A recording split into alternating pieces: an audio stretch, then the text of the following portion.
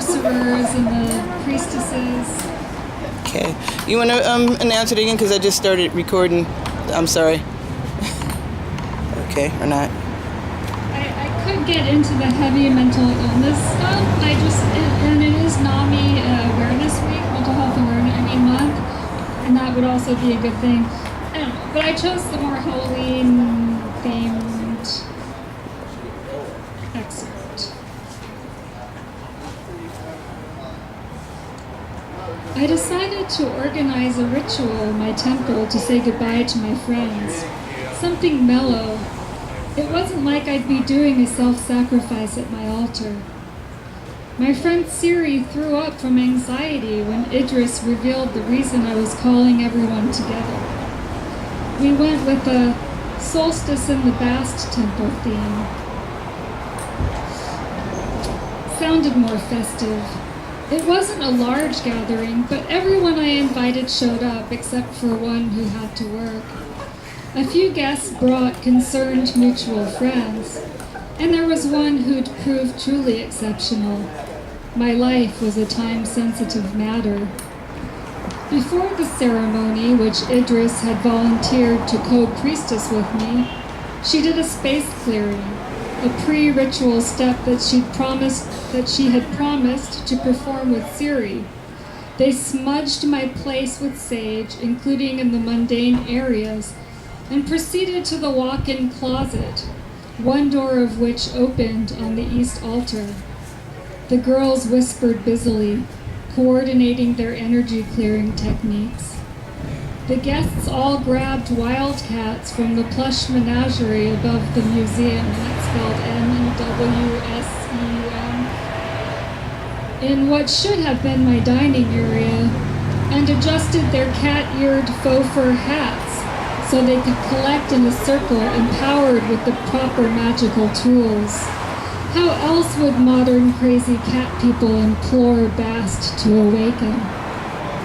Although I'm not allowed to disclose the particulars of the ritual, or I'd have to throw you to Mofdet, I can assert that it proved quite potent.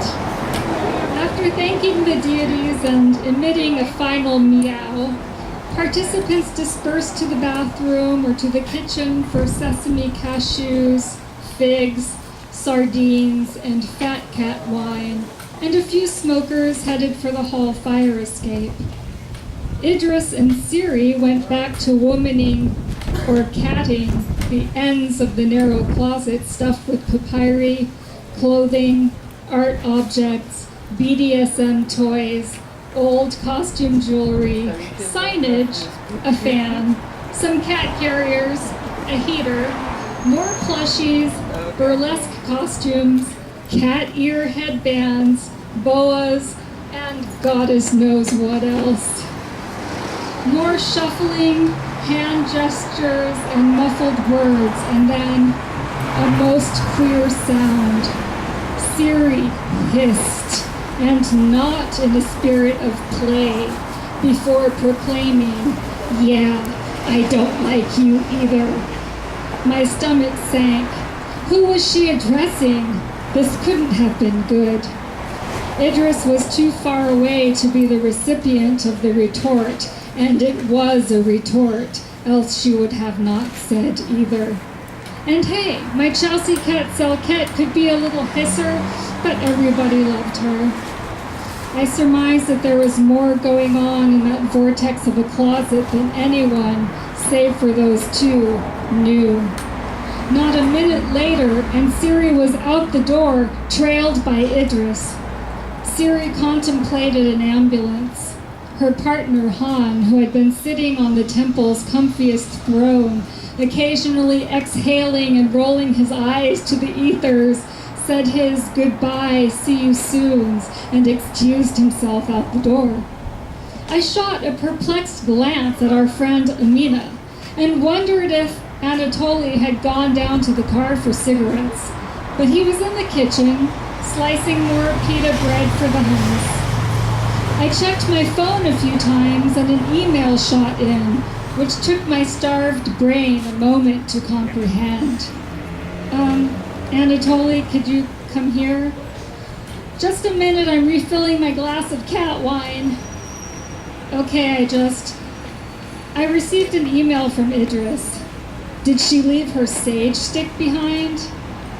No, it's not the sage. He slinked in with a red chalice of white wine. It says, I wanted to keep things quiet and not stir anything up or draw any attention to it because it's really nobody's business but yours. He tipped his glass forward. What business? What are you guys looking at? Amina chirped, still in cat goddess zone. I resumed reading. There is something like a demon in your home. It's not at the top of the demonic food chain, nor is it particularly ancient, but it's an issue. Well, thank goodness it's not the godfather of the demon, Mom, I blurted. I believe it came in attached to an object somebody brought you at the last solstice ritual. Judging by its energetic signature, I have a good idea who that person might have been, but really, who knows? They might not have even realized it themselves, so I don't want to throw accusations or talk any smack. Sometimes people's negative energy is enough to attract other bad energies. Oh, great, I bellowed. By the way, Anatoly, you'll love this part coming up. What? Why? He braced himself for the next tidbit to spew from my inbox. It's affecting Anatoly's thoughts, I said flatly. I would encourage you to try to ignore it while you're in there because not doing so just feeds its hubris. I can come by on Friday to cast it out for you, or sooner if you'd like. I pursed my cursed lips, and I would say keep calm, but I'm not sure that's entirely realistic. Maybe go back to the beach or the woods for some sunshine and fresh air, or get a blessing and a nice meal at Isis Oasis. It will take some of the edge off before I can come run the critter out. Anatoly and I dislodged the futon that served as my bed's headboard, lugged it into the temple, and unrolled it on the Ankh-printed rug. He coughed spasmodically for 10 or 15 minutes. It was dusty and full of cat hair, but no way was I going to sleep in my room with the closet so close by. I needed extra Sekhmet protection. Amina shuddered and went exsanguine. I think it wants to come home with me, she said, shrinking into the leopard print stiletto-shaped chair. Miki and her mom Krishna were still in their worship hats. Krishna, who had brought her own, represented the temple's first social victory when she wore her cat-eared hat for her DMV picture, claiming it as a religious article. The women were two halves of a local goth hybrid band. Miki was also a prolific horror author, active in promoting herself and other black female writers in her genre. I still wasn't sure where my Selket kitty was. I emailed Idris. Can you come tomorrow? My therapy appointment is at 4 o'clock right down the street. Absolutely, she replied. And let me know if you can think of any item you received last year that could be holding the bad energy.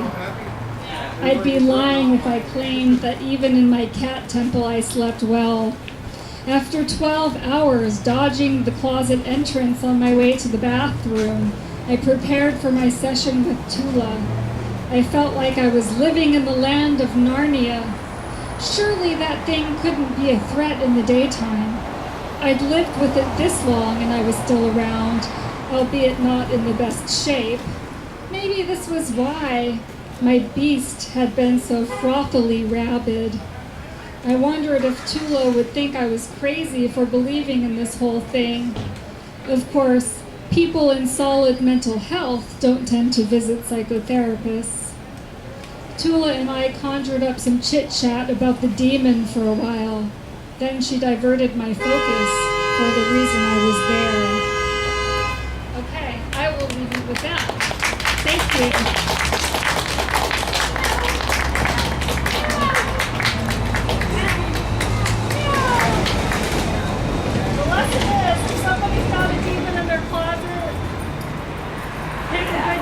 tell them.